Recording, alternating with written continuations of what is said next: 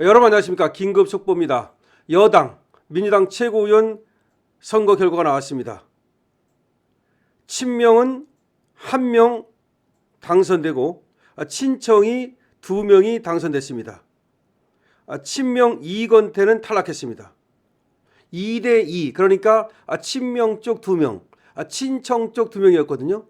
이재명계 2명, 정청래계 2명이 들어갔는데 4명 중에서 1명 이건태가 탈락하고 친청이 2명, 그리고 친명이 1명이 당선됐습니다. 이 얘기는 이재명 한마디로 지읒됐다, 당을 정청래가 장악했다 라는 말이 되는 겁니다. 당을 정청래가 장악했다. 이제 이재명은 정청래 눈치를 보지 않을 수 없다. 정청래한테 찍히면 탄핵당할 수도 있다 라는 얘기가 되는 겁니다. 더불당은 오늘 최고위원 보궐선거에서 강득구, 이성윤, 문정복이 최종 선출됐다고 밝혔는데요. 친명계를 표방했던 이건태가 최저득표로 탈락했습니다. 이날 선출된 최고위원들의 참여 임기는 올해 8월까지입니다. 지금 1월이니까 7개월 정도 최고위원 해먹는 거죠. 올해 8월에 가면 다시 전당대회를 열어서 당대표와 최고위원을 뽑아야 됩니다. 그때 정청래가 다시 당대표가 될지 이게 중요한 건데, 지금 선거 결과를 보면 결국 정청래 쪽이 유리하지 않느냐, 당을 장악한 것이 정청래 쪽이 아니냐라는 말이 나오는 겁니다.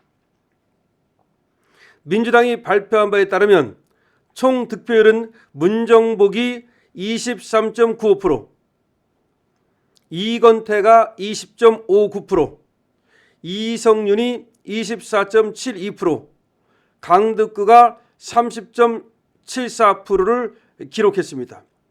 그래서 이건태가 탈락을 한 겁니다. 친청 후보들은 말이죠, 정청래의 핵심 공약인 1일 1표제를 언급했고, 친명 후보들은 당정청 관계를 강조했습니다. 친청계 이성윤은, 여기는 친청계입니다, 이재명, 정청래와 원팀 민주당으로 똘똘 뭉쳐서 지방선거에서 승리하고 빅팀 대한민국으로 이재명 정부의 성공을 뒷받침하자 라고 얘기를 했고요. 그리고 1인 1표제를 추진하겠다고 했습니다. 근데 1인 1표제를 추진하는 쪽은 정청래 쪽이거든요. 이재명 쪽이 아니라. 근데 1인 1표제를 추진하겠다고 했는데도 이성윤은 당선이 된 겁니다. 그다음에 문정복이는 민주당의 많은 단체장과 지방의원들이 당선돼서 이재명 정부의 정책이 뻗어나가는 고스톱을 만들어야 된다라면서 정청래 지도부를 중심으로 원팀이 돼야 된다. 그리고 1인 1표제를 주장했습니다. 여기도 역시 친청계입니다. 그런데 당선이 됐습니다. 친명계로는 강득구만이 당선됐습니다. 강득구는 이재명이 국정을 안정적으로 운영할 수 있도록 민주당은 흔들림 없이 뒷받침해야 된다. 당정청이 한치 엇박자 없이 일사불란하게 움직여야 된다 라고 말하는 등 이재명 중심으로 가야 된다는 뜻을 강하게 주장했는데요. 여기는 당선이 됐습니다. 결과적으로 친청을 표방한 1인 1표제를 표방한 정청래가 개가 2명, 그리고 이재명 중심주의를 표방한 친명계 이재명 개가 1명, 이렇게 최고위원이 탄생을 한 겁니다. 이거는 말이죠, 최고위원 자체가 2대1이 된 거, 어쩌면 이거는 최고위원이 뭘 그렇게 특별히 할 수 있는 것은 아니기 때문에 별거 아니라고 생각할지 모르지만, 이 민주당의 지금 상태, 민주당을 누가 지금 장악하고 있는가, 민주당의 주인이 누군가를 보여주는 겁니다. 이재명 대통령이 되었을 망정 사실상 민주당을 완벽하게 장악하지 못한 겁니다. 지금 민주당은 정청래하고 그리고 문재인, 사실 정청래는 문재인계거든요. 문재인이 아직도 여전히 영향력을 행사하고 있고, 문재인하고 형 동생 하기로 한 김어준이가 여기에 엄청난 영향력을 지금도 행사하고 있는 겁니다. 여러분 아셨죠? 저번에 김어준이가 영종도에서 무슨 토크 콘서트를 한다면서 문재인을 불렀죠. 그래서 문재인한테 형 동생 어쩌고 떠들어댔죠. 그게 바로 김어준입니다. 그때 김어준 여기에 정청래 갔었죠.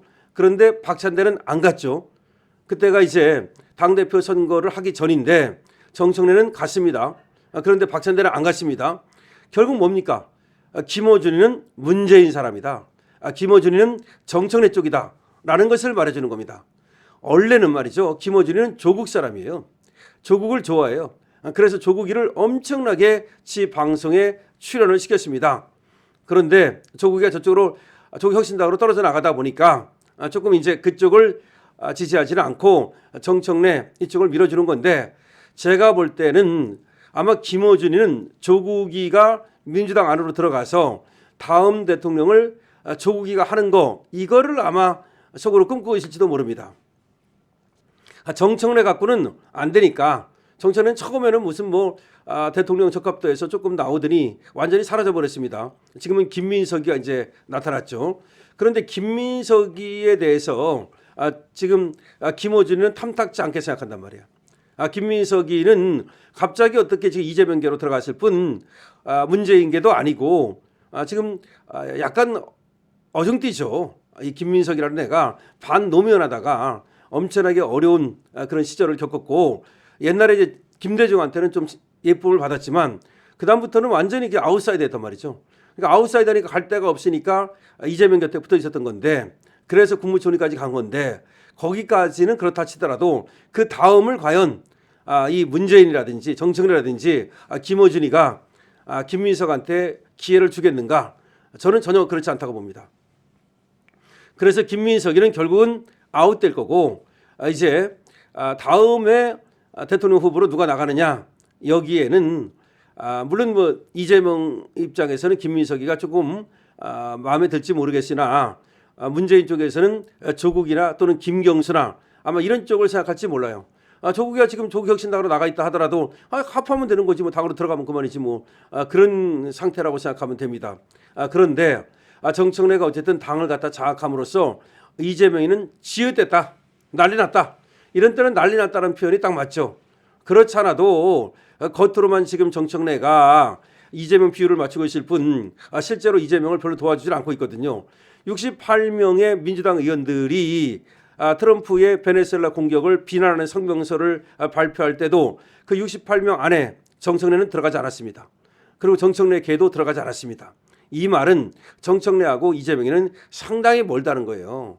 그러니까 이재명을 보호하기 위해서 이재명을 띄우기 위해서 68명의 민주당 의원들이 트럼프가 베네수엘라 친 거 잘못됐다 이런 성명을 낼 때 정청래는 코빼기도 보이지 않았습니다. 이 얘기는 민주당 안에도 엄청난 갈등이 있다. 국힘에만 장동혁, 한동훈 이런 갈등이 있는 게 아니고 민주당 내 갈등도 만만치 않다는 걸 알 수가 있습니다. 그래서 오늘 친명계는 한 명밖에 당선이 안 됐는데 강득구 그런데 지금 친청계는 2명이 당선됨으로써 최고위원회 말이죠. 친청계가 헤게모니를 장악하게 됐다라는 것을 우리가 알 수가 있습니다. 자, 그래서 앞으로 지켜봐야 되겠습니다만 이재명 갈수록 민주당 안에서의 입지가 좁아질 가능성이 있습니다. 우리한테는 이것이 기회가 될 수 있겠죠. 강신업 TV입니다. 좋아요와 구독을 부탁드립니다.